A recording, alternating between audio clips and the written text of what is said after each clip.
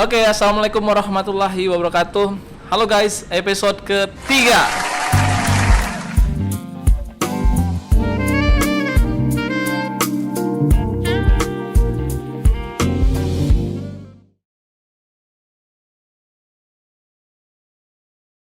Oke, kali ini Suara dari Laut mau ngobrol dengan Mas dan Mbak yang caem-caem sekali ini, yang tentunya akrab dengan dunia kelautan dan perikanan. Di samping kanan saya ini ada Mas Agus. Ya. Dan samping kiri saya ini ada Mbak Retno. Salam corona dulu kita. Udah nggak boleh. Oke, kita pastinya udah vaksin ya 2 kali ya Mas? Sudah 2 kali. Kalau Mbak Retno 1 kali? 2. Oh, enggak 3 kali ya. Oke. Pertama mungkin dari Mas Agus. Mas Agus, Mas Agus ini boleh ceritakan, Mas Agus ini siapa sih Mas Agus? Ini menarik nih, tanya siapa nih Mas Rejo nih. Jadi saya ini yang secara tidak sengaja nyemplung di dunia kelautan dan perikanan. Jadi bilang nggak sengaja juga, sebenarnya ya ada sengajanya juga sih. Karena saya memang sekolah memilih sekolah di perikanan waktu itu. Jadi, nah, sebelum masuk ke situ, Mas Agus ini sebenarnya orang gunung atau orang laut? Nah itu, Mas Reza mungkin tahu ya, ada sekolah kelautan perikanan di gunung ya. Saya orang gunung nih sebenarnya Mas Reza. Orang gunung, tapi ya tadi harus berkecimpung di laut gitu. Jadi saya bergerak semakin dari gunung turun ke pesisir laut nyemplung dan nggak balik lagi gitu. Jadi orang gunung yang nyemplung ke laut ya. Nah, itu kira-kira. Setelah nyemplung ke laut nyaman ya, Mas? Nyaman. Oke, kalau Mbak Retno ini orang gunung, darat atau laut ini? Saya orang pesisir. Jadi Mbak Retno ini orang pesisir. Jadi orang laut. Orang yang laut tetap ya nanti berkecimpung di lautan. Nggak bosan Mbak Retno dari dulu dekat laut, terus memilih profesi juga ke laut lagi. Kalau Mas Agus kan tadi kan orang gunung ya, dia menghabiskan waktunya di laut. Kalau Mbak Retno orang laut menghabiskan waktunya nanti juga balik ke laut. Itu bagaimana? Susah sih, udah cinta sama laut. Kok laut dicinta ya? Iyalah kan, harus dicintai kan. Berarti cocok nih Mbak Retno ini dari laut dan kita undang dari Suara dari Laut ya. Berarti ini cocok nih. Ini kita memiliki narasumber yang cocok nih. Ada yang 2 perbedaan, tapi menarik nih untuk kita dalami ini. Nah, tentunya teman-teman sobat Suara dari Laut, ini saya perkenalkan Mas Agus ini adalah seorang master. Master apa Mas? Kungfu? Master Kungfu? Lord Agus. Ini Mas Agus ini master dari URI dari Amerika Serikat ya Mas ya.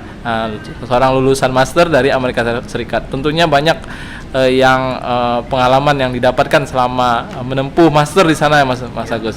Nah, bisa nggak cerita Mas Agus pengalaman waktu menempuh atau mengambil master di Amerika?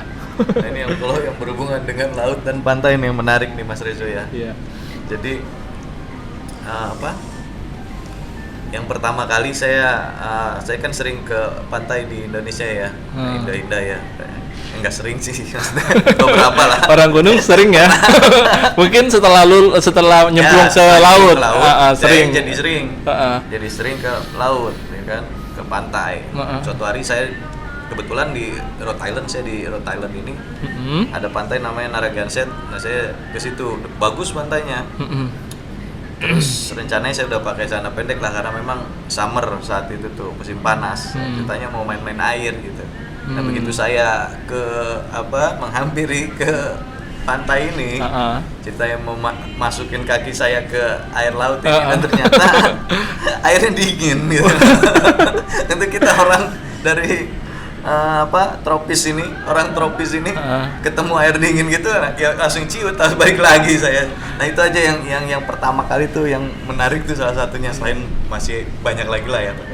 Berarti ekspektasi dan realitanya itu berbeda ya. Perasaan mau mandi air hangat jadi mandi air dingin. Karena kan matahari bersinar cukup cerah ya saat itu. Nggak tahunya air dingin. Menarik ini pengalaman Mas Agus yang di Amerika nih waktu mengambil master ini. Kalau dulu Mbak Retno kan udah kenal di laut nih, berarti suka mandi laut ya? Iyalah, udah cinta sama laut, sehari-hari sama laut, jadinya ya udah nggak aneh lagi lah. Berarti Mbak Retno kalau udah cinta dengan laut udah biasa menghadapi masyarakat sekitar di laut. Tapi agak aneh nih Mas Agus. Mbak Retno ini kan kalau kita kenal kan masyarakat pesisir itu kan keras. Tapi ini agak aneh nih, Mbak Retno ini waktu di podcast ini apakah lembut atau aktingnya lembut atau memang ini kerasnya disembunyi ini? Ini bagaimana? Mungkin gini, itu mungkin untuk penduduk asli kali ya. Kalau saya kan pendatang. Oke. Ya, mungkin apa ya? Kalau dibilang keras ya kalau memang orang asli situ dia udah lama di situ ya pasti keras otaknya. Cuman kalau saya kan pendatang, jadi ya masih ada lembut-lembutnya lagi. Oh iya, jadi kadang kalau udah di ini bisa keras juga gitu. Iya ya, betul juga ya. Oke. Mbak Retno ini kan dari laut ini. Nah, waktu kecil cita-citanya apa sih Mbak Retno? Kalau cita-cita sebetulnya sih bukan mau kerja di perikanan, pengennya jadi tentara gitu ya. Tapi tentaranya yang di laut. Oh, gitu. Tentara yang di laut. Ya. Itu jadi kowal ya. Iya, kowal. Jadi Mbak Retno ini dulu cita-citanya mungkin jadi tentara. Wah, luar biasa, gagah juga ya Mas. Iya. Memang karena di keluarga background banyaknya itu sih. Tentara ya. Jadi background keluarga Mbak Retno ini tentara. Iya, banyak tuh tentara. Jadinya bapak juga nyuruhnya, udah kamu jadi tentara aja. Tapi setelah saya nggak lulus malah bersyukur dia gitu. Kembali Mas Agus nih. Mas Agus mungkin waktu di Amerika itu banyak pengalaman yang mungkin bisa diterapkan di Indonesia, Mas. Nah, kira-kira simpelnya gimana Mas ininya? Apa kira-kira yang bisa diterapkan? Kalau simpelnya sih yang pertama memang perilaku ya, behaviornya itu yang harus memang sepertinya itu yang pertama. Tapi itu kan nggak bisa kita nggak bisa itu keluar dari masing-masing personil gitu loh, masing-masing orang gitu. Yang kedua memang sistemnya itu sudah sangat tertata dengan baik sekali gitu. Jadi ada penyimpangan sekalipun gitu, tetap nanti ujung-ujungnya istilahnya lurus lagi gitu kan, karena sistemnya sudah terbangun seperti itu. Jadi kalau misalkan Mas Rejo nih ternyata nggak sadar gitu kan, belok ke kanan gitu, nanti sistemnya meluruskan lagi. Jadi kembali ke jalan yang lurus dan jadi benar. Selain SDM juga sistem ya, sistem yang dibangun oleh negara maju ya, yang bisa kita contoh mungkin untuk negara kita nih. Cuman ada yang lucu Mas Rejo nih dengan ikan ini. Nah, suatu hari kan saya mau beli ke supermarket, saya ambil ikan nih di freezer lah itu ya, di chiller. Saya ambil, ternyata ini ikan tilapia nih. Saya lihat ikan nila ya. Ikan nila nih Pak, ikan nila. Tadi saya mau beli aja kan ikan nila. Orang gunung oke lah ikan nila, suka ya. Ikan nila biasa kan suka. Nah, begitu saya balik lah dari Indonesia nih ternyata. Made in Indonesia. Wah, kan saya bilang ini udah makan ikan nila, terus dari Indonesia. Terus kangen nggak? Kangen nggak? Itu biasa saya waktu di gunung nih. Akhirnya nggak jadi Mas Rejo. Tapi memang kalau kualitas sih nomor satu lah kalau di sana ya. Apalagi yang sudah dijual di supermarket ya. Tapi sebenarnya Mas Agus nih kangen dengan ikan nila. Orang Amerika sendiri suka makan ikan atau daging sih Mas? Kayaknya kalau yang di di daerah tempat saya itu cenderung dia memang ikan ya, lobster banyak ya, produk perikanan lah. Itu digemari juga. Lobster kayak ikan flounder, ikan sebelah itu, terus ada clam itu, kerang ya, kerang ya kira-kira seperti itu. Jadi memang sepertinya udah terbiasa ya makan ikan di daerah sana. Kalau nelayannya gimana Mas di sana Mas? Tertib, rapi? Nelayannya sebenarnya kalau kita lihat sebenarnya nggak jauh beda ya memang, tapi memang alat tangkap dan kapalnya berbeda gitu. Lebih modern ya? Ya dibilang lebih modern juga sebenarnya nggak terlalu ini juga ya, Modern nggak juga. terlalu jauh juga, cuman memang itu tadi sistemnya aja, softwarenya itu bagus, nah itu aja yang membedakan. Berarti sistem di Amerika terutama terkait dengan IT-nya udah bagus ya? A few inches later. Mbak Retno itu kan wanita nih, feminim lagi. Nah, Siapa bilang feminim? looks like ya. Iya, tampilan luarnya ya. Penampilannya feminim. Bekerja di lingkungan yang kita bisa bilang ya, ini agak keras nih. Asing nggak Mbak Retno? Enggak juga. Jadi enggak juga itu bagaimana? Dibilang asing ya nggak asing, karena kan saya emang sehari-hari sering ketemu juga gitu sama orang-orang yang wataknya berbeda-beda. Maksudnya kan kalau di pesisir itu kan memang wataknya keras ya, lebih identik keras gitu. Jadi saya mah bisa menyesuaikan gitu. Meskipun Keras, di orang Mas Agus. ya orang melihat kayaknya Keras. kemayu gitu, iya. orangnya gini, tapi sebenarnya mau diajak ini juga ayo gitu. Mau diajak berantem juga ayo. Ayo. Saya duluan ya Mas Reza. Saya juga takut juga nih. Nah, ada triksnya nggak sih menghadapi nelayan atau pelaku usaha di pelabuhan perikanan ini? Kan mbaknya kan kemayu penampilannya, terus lembut. Nah, bagaimana triknya itu? Trik-triknya gampang sih sebenarnya. Kalau misalkan kita pendekatan sama nelayan, kalau nelayan itu kan nggak seharusnya nggak bisa langsung Pak harus begini. Jadi kita contohin dulu nih, Pak kayak gini tuh bagus nih Pak, jadi kan Bapak nanti jadi segar gitu. Terus akhirnya kan dia iya ya bener nih, jadi ngikutin. Jadi nggak bisa langsung Bapak harus begini kan. Kalau kayak gitu mereka juga ibu nih apaan gitu, nyuruh Ibu ini apaan? Untung ibu-ibu ya. Kalau bapak-bapak udah saya ajak. Mungkin kalau cewek lebih pendekatannya lebih Lebih nggak gerasa gerusuk gitu. Menarik. Kalau Pak Agus gimana? Kalau pendekatan dengan nelayan-nelayan Amerika gimana? Saya kayaknya terus terang saya nggak mendekatan dengan nelayan. Mas Agus, Iya. kalau jenis-jenis ikan tadi ya selain tilapia, nila, Mas Agus temukan itu dari Indonesia, ada ikan lain nggak yang Mas Agus temukan di Amerika? Saya lebih tertarik ya yang jarang saya makan di sini gitu. Oke. Jadi seperti lobster, di sana kan banyak lobster ya Mas. Murah ya? Nah, lobster itu murah. Dan belinya langsung di pelabuhan. Di pelabuhan kita beli lobsternya, bawa pulang tinggal rebus aja udah Udah enak ya? enak. Dan di kayak apa namanya itu, di event-event atau di kampus itu yang jual-jual makanan snack gitu, itu udah biasa gitu, kayak namanya lobster roll. Lobster roll itu udah biasa tuh mereka kalau ada event apa jual-jualan snack lobster roll gitu. Nah, itu favorit saya tuh di sana tuh. Udah murah meriah dan enak gitu. Kalau cewek-ceweknya cantik nggak sih Mas? Di Amerika Mas? Ini yang menarik tuh ini. Siapa tahu kan itu nelayan-nelayan Indonesia mau belajar di Amerika. Kalau kita standar itu kan berubah ya ternyata orang. Standar berubah. Oke. Berarti standar orang berubah ya? Berubah. Kalau saat kita di sana awalnya kita nggak tahu nih mana yang bule yang apa. Cantik. Lama-lama kita tahu. Oh ternyata tadinya kita lihat cantik semua. Lalu kita tahu oh ini yang cantik tuh yang ini. Akhirnya kita sudah bisa, mata kita menyesuaikan ya. Jadi pandangan pertama itu semua cantik ya? Karena kan berbeda dengan kita ya, mungkin berbeda ya. Karena saya kan juga nggak setiap hari lihat orang-orang ini. Mungkin kalau yang tinggal di Bali gitu udah terbiasa lihat bule ya.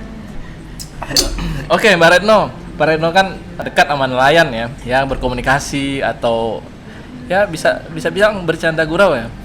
Nelayan kita gimana Mbak Retno? Secara fisiknya? Kok secara fisik?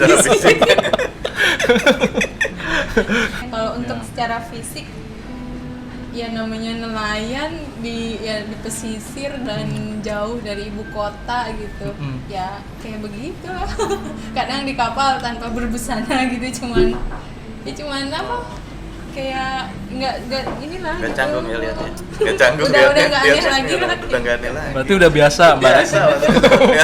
Kalau di Amerika berbusana nggak sih, Mas? Berbusana. Mungkin dingin kali ya, jadi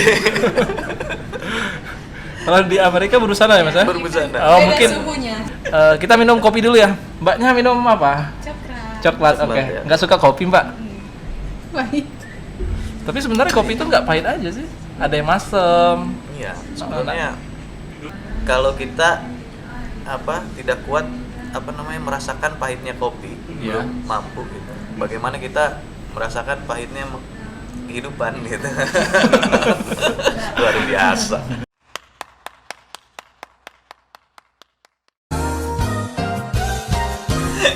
Oke Mas Rezo, ini sepertinya kita kedatangan tamu nih. Baru ya? Tamu baru nih, mungkin Mas Rezo deh yang coba menggali nih siapa sih ini sebenarnya. Ini Mas Agus ini kan orang gunung yang nyemplung ke laut. Nah, kalau Mbak Retno ini orang laut yang balik lagi ke laut, kembali ke laut. Nah, cocok nih jadi narasumbernya ini dari suara dari laut ini. Nah, kalau ini Mas Lukman ini gimana? Saya orang Tangerang yang nyemplung ke laut. Berarti orang darat yang nyemplung ke laut. Darat ya. Tangerang Kalau tapi gunung ya. Tangerang tapi lebih dekat inilah ya. Dekat dengan laut ya. Tangerang. Dekatnya bandara sih sebenarnya. Mas Lukman bagaimana, Mas? Hmm, Nggak dipilih lautan, nggak memilih lautan. nggak ambil lautan. Tapi nasib aja kali ya. Nasib tiba-tiba ke sana. Jadi kalau dulu waktu sekolah mungkin pengennya jadi dulu sih pengennya jadi tentara ya. Wah, berarti orang laut ini Tentara pertamanya semua jadi ya? tentara Iya. semua. Selain angkatan laut, saya pokoknya mau lihat tuh di teknik gitu kan. Karena di PB itu ada banyak teknik, ada 5 pilihan akhirnya. Teknik pertanian, teknik industri pertanian, teknik perikanan gitu. Akhirnya ambil yang semua teknik deh. Akhirnya dapatnya di teknik perikanan yang sekarang namanya teknologi hasil perikanan, THP. Oke, anak-anak THP kalau Subscribe tuh, subscribe. Ada yang sudah punya masa kayaknya. Ini wajib subscribe berarti. Wajib subscribe berarti. udah akhirnya masuk teknik perikanan, belajarlah di situ. Udah lulus kan bingung ya. Ini kalau dari laut masuknya kemana gitu? Dari perikanan masuknya kemana? Udah ikutin aja. Tiba-tiba kan ada KKP ya. Nah, Berarti ini ya, Mas Ruman sebelum masuk atau kecemplung di dunia kelautan itu udah kenal kelautan dan perikanan belum sih, Mas? ya pas kuliah aja. Pas kuliah itu yang bikin kita terus tertarik tuh waktu praktek mungkin ya. Iya. Praktek pas kebetulan tuh di Pulau Pari. Nah, akhirnya kita banyak lihat tuh, oh ternyata lautan itu nggak sekedar di situ ada ombak, ada air gitu kan. Pas kita nyemplung lebih dalam, banyak tuh yang kita lihat, explore ya. Ada terumbu karang, ada ubur-ubur ya. Banyak yang kita bisa pelajarin ternyata dari laut ya. Nah, akhirnya makin tertarik lah kita terus akhirnya memilih karir untuk setelah lulus di mana ya, di laut ya yang pas ya. Penting semua karir kalau menurut saya sih punya manfaat lah buat orang lain. Oke. Nah, harapannya apa sih, Mas? Ini yang Mas Lukman cita-citakan ini untuk dunia kelautan dan perikanan ini? Yang jelas sih pertama mungkin dengan adanya obrolan kita nih, orang kan banyak tuh yang awam, apa sih laut gitu ya, kayaknya kok nggak terlalu banyak hal yang bisa kita lihat atau bisa kita jalani berkarir di situ ya. Nah, mungkin dengan ini kita bisa menginformasikan sebenarnya banyak hal gitu ya, banyak kegiatan, bahkan juga yang belum kita kenal kita menjadi tahu dan bisa lebih menarik gitu. Jadi karir di dunia kelautan dan perikanan itu sebenarnya karir yang bikin enjoy juga, terus juga karir yang bisa nggak monoton ya gitu. Yang kedua, karena negara kita negara kelautan ya, maka dari laut itu bisa menjadi satu ekonomi bagi masyarakat ya. Jadi nggak hanya masalah tambang gitu ya, nggak hanya masalah energi, tapi dari laut justru kita harus mengeksplor lebih dalam. Mungkin pemerintah juga harus mengeksplor lebih dalam sehingga potensinya itu bisa kembali lagi untuk kesejahteraan masyarakat kita gitu kan. Nah, bukan hanya untuk dimanfaatkan oleh negara lain, tapi juga negara kita dan masyarakat kita yang ikut merasakan. Jadi umum sih sebenarnya ya, tapi tujuannya itu nelayan yang ada di mana, di pelabuhan, di mana tuh biar lebih bisa lebih sejahtera ya.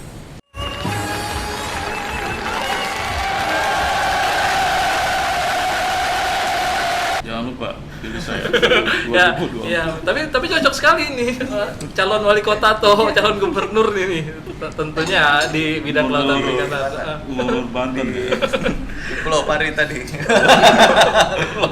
Camat Pulau Pari. Nah, jadi harapan Mbak Retno ini untuk ke depan nih, cita-cita dan harapan Mbak Retno di dunia kelautan dan perikanan ini seperti apa ini? Harapannya gimana caranya supaya ikan tetap bagus, segar, dan mutunya bagus Sesuai gitu. tugas dan Iya, fungsi, gitu. Cocok. Jadi cocok sekali Mbak Retno ini Jelas. sesuai dengan profesinya penjaga mutu. Betul ya Mas Lukman ya? Penjaga mutu ya? jaga hati itu. Ya, penjaga hati nelayan dan Jaga mutu ikan. Mutu ikan Jaga juga, mutu iya. ikan. Jadi biar hati nelayan tetap adem, itu menangkap Iya, ikan iya. dengan hasil produksinya banyak ya. Dan mutunya berkualitas. Iya. Gitu. Nah, ini harapannya apa sih cita-cita untuk kelautan perikanan Indonesia nih, Mas Agus? Sepertinya kalau secara umum sih ya itu ya, saya harap sih, memang harapan saya bolak-balik. Harapan saya Saya berharap saya berharap jadi harapan saya memang potensinya besar sekali ya. Memang di kelautan dan perikanan ya, secara umum kelautan. Kalau kita bicara perikanan berarti ikan-ikannya berarti yang ada di dalam laut itu. Ikan termasuk ubur-ubur tadi. Ubur-ubur termasuk jenis ikan loh ya, di undang-undang Ikan, berarti ya. iya, di undang-undang termasuk jenis Kecuali ikan. SpongeBob. Kecuali ya, itu. Nah itu, dan kelautan itu sendiri, jadi banyak memang potensi-potensi yang kita bisa gali dan kita bisa bergantung dari sana, seperti energi terbarukan ya. Misalkan kita memanfaatkan wave and current gitu, gelombang sama arus ya, kira-kira seperti itu untuk misalkan mendukung tempatnya Mbak Retno tadi, pelabuhan perikanan gitu kan.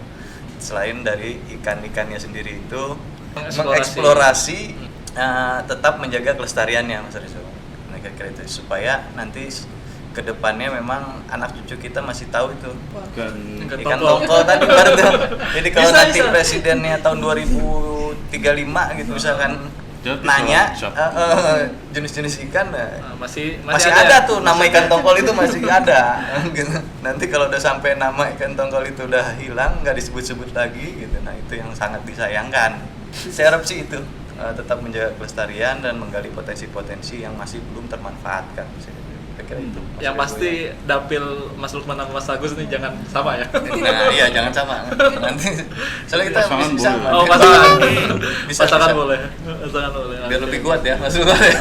Saya tim sukses jadi. Mbak Reno tim sukses karena Mbak Reno kan udah dekat sama nelayan. Udah dekat nah iya Yang tadi apa namanya energi terbarukan tuh ya. ya Jadi sebenarnya di laut itu salah satu potensi tuh yang harus digali banyak berlimpah matahari, terus juga apa ocean ya, arus laut tuh itu yang sebenarnya harus bisa menjadi solusi alternatif dari pemerintah kita lah semua ya Indonesia supaya itu bisa dimanfaatkan optimal. Jadi nanti kita nggak bergantung lagi dengan batu bara, dengan energi fosil gitu ya. Karena sebenarnya kan back to nature itu sudah mulai jadi trending ya, gitu kan. Nggak pakai pestisida, terus organik gitu kan. Nah, mungkin kita juga harus punya solusi alternatif energinya dengan back to nature tadi.